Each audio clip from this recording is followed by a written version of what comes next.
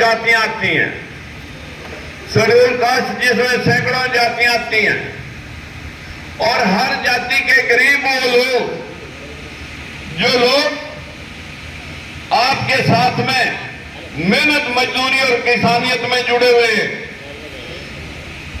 मैं आप सभी को बता देना चाहता हूं कि राजा और बाबा जे अगर जातियों का भेदभाव करने लगेंगे, समझ लो वो राजा नहीं, वो इस देश का दुश्मन है।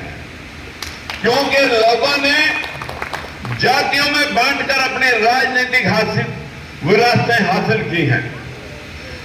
इस देश के अंदर अगर हम जीवनी पढ़ लेते, महात्मा ज्योतिबा फुले की गुलामगिरी पढ़ लेते, मैं आज एक आपको गुलामगिरी का एक छोटा एडिशन आपको देके जाऊंगा, क्योंकि बड़ी किताब आप पढ़ेंगे नहीं। लेकिन अगर आप एक छोटी सी किताब मैंने दी है, उसमें 1 साल की डायरी भी है। अगर वो किताब आप पढ़ लेंगे, जब से ये सृष्टि बसी है और आज तक इस दुनिया में क्या हुआ, इस देश का इतिहास 5 इतिहासकारों ने, Ibn Battuta, Fahien, Megasthenes, Al-Biruni, जिन लोगों ने इस देश का इतिहास लिखा, उन लोगों ने कहा कि गौतम बुद्ध की इस धरती में पंचशील दी।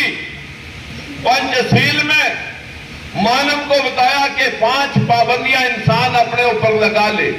सील का मतलब वो पाबंदी, आपकी दुकान सील हो गई, सील का मतलब पाबंदी से। पंचशील जो गौतम बुद्ध ने दी, चोरी, नशा, झूठ, अनैतिक व्यभिचार, बिना वजह हत्या, ये 5 बातें इंसान अपने ऊपर लगा ले, पाबंदियां। नशा ना करे, झूठ ना बोले, चोरी ना करे, अनैतिक व्यभिचार, व्यभिचार पत्नी के साथ आप कंपनी करते हो, लेकिन वो अनैतिक नहीं, वो नैतिक है। लेकिन दवाइयां छिड़क देते हैं सब्जियों पर, वो भी हत्या है, लेकिन वो बिना वजह नहीं है, मानव के सब्जी बिचानी है। हमारे देश में मध्यम, उन्होंने कहा, गौतम बुद्ध ने इस दुनिया को कहा कि मध्यम मार्ग अपना ले, सही सोच, सही लक्ष्य, सही दृष्टि, सही विचार, सही कर्म, सही कमाई, इन 8 बातों को मान ले और 5 बातें पाबंदी उन पर बरत ले। इंसान ही भगवान है। जितने ये लोग हुए, ये सारे जिनको हम भगवान मान रहे, ये इसी जीवन में आए और महापुरुष कहलाए, और दुकान चलाने वालों ने इनको भगवान का दर्जा देकर के अपनी रोटी सेकनी शुरू कर। मैं मित्रों इस ओर ना ले जाकर के आज आपको उन झूठे पाखंडियों का वर्णन आपके सामने करना चाहूंगा, जो आपको इस्तेमाल करने का हर एक पैतरा चलने में कोई कसर नहीं छोड़ रहे, जो धर्म के नाम से आपको बांटते हैं। आपको 20%, 15% मुसलमान खा लेंगे। हमारे देश के अंदर 55% बैकवर्ड क्लास है, 55% बैकवर्ड क्लास है, ध्यान रखें। मैं आपको 1 अप्रैल 2018 तक आपके मोबाइल पे RTI पड़ी है। RTI अगर आप खोलना चाहोगे अपने मोबाइल पर, गूगल पे टच करके बोल देना ये खेल गजब है, तो आपको ये सारी RTI आपके मोबाइल पे मिल जाएगी। 40-50 यूनिवर्सिटियां केंद्र चलाता है, उनमें 1 अप्रैल 2018 तक एक भी प्रोफेसर, एसोसिएट प्रोफेसर तक नहीं लग सका। वाइस चांसलर की बात तो छोड़ दी, देश के अंदर कोई राजदूत इस तबके से नहीं गया। हमारे देश के अंदर अगर आप नजर उठाएंगे, 800 एमपीओ में जो 40-50 बैकवर्ड क्लासेज के एमपी है, वो सारे मूक बधिर लोग आपके भेदभाव के बारे में नहीं बोल सकते। मैं ये बात 3 बार देख चुका हूं। भेदभाव के खिलाफ बंसीलाल की सरकार में मंत्री पद छोड़ना पड़ा, जब विरोध किया तो बाहर निकाले, फिर हमने बंसीलाल हटाया। ओम प्रकाश चौटाला की सरकार में भी मैं मंत्री था। फिर 3205 टीचरों की भर्ती में 70% मेरिट बैकवर्ड क्लास के बच्चों की थी और शेड्यूल कास्ट के। लिस्ट फाड़ करके अपने लोग लगाए। इस भेदभाव का शिकार ये बैकवर्ड समाज हजारों सालों से है, हजारों सालों से छुआछूत देश में है। लेकिन हम कहते हैं कि आज एक बहुत बड़ी बात हुई जो कभी कांग्रेस के बड़े लंबे कार्यकाल में कभी नहीं हुई, और बीजेपी वालों ने तो करनी ही क्यों थी। ये तो वही व्यवस्था बनाने वाले लोग हैं जो दोबारा आज अयोध्या का एमपी कह रहा है, संत जी महाराज कह रहे हैं कि हमें 400 सीटें चाहिए, हमें ये संविधान बदलना है। और जिस दिन ये संविधान बदल दिया फिर हमारी बहनों को शिक्षा का अधिकार नहीं होगा। फूले साहब ने शिक्षा का अधिकार केवल बैकवर्ड के, केवल माड़ियों को, सैनियों को, कस्बों को, कुशवाहों को, इनको ही नहीं दिया था। मनुवादी जात की उन ब्राह्मणों के भी घर में महिलाओं को पढ़ने का अधिकार नहीं था, उनको भी अधिकार दिलवाया था जो लोग उस बात का विरोध कर रहे थे।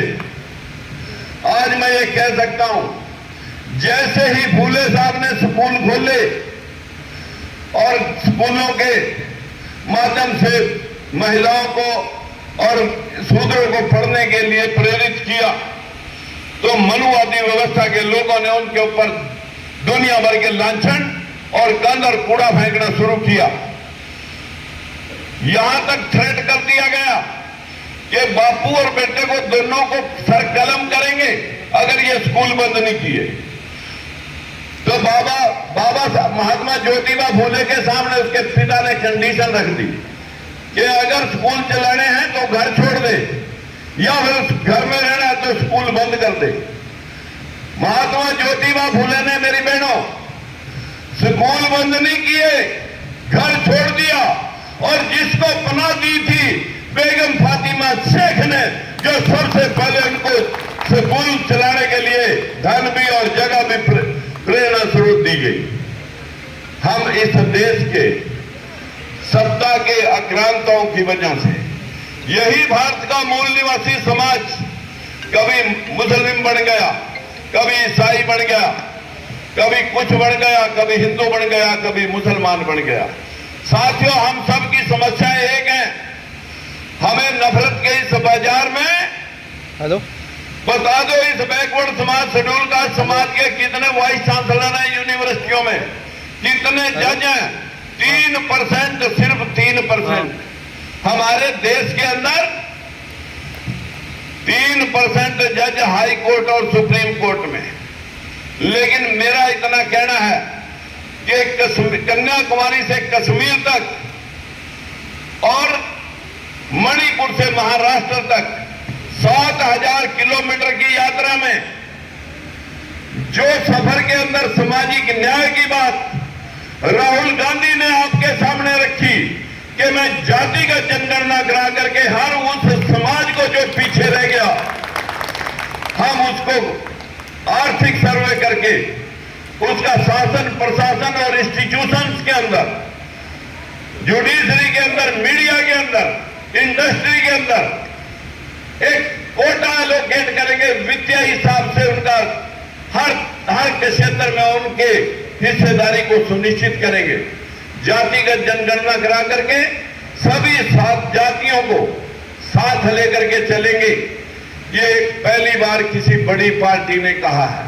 कहा तो नीतीश ने भी था, लेकिन वो मनुवादियों के शिकार होकर के कड़वे चाटता फिर उन्हीं के वहां चला गया, जो मोदी जी के दरबार में खड़ा होकर के आज उस जातिगत जनगणना के दोबारा शब्द को नहीं कह सकता, क्योंकि मोदी जी सुप्रीम कोर्ट में हलफनामा दे के आए कि मैं जातिगत जनगणना नहीं कराऊंगा, क्योंकि जातिगत जनगणना से आप लोगों को, इस पूरे देश के लोगों को अपनी अपनी संख्या का पता लग जाएगा।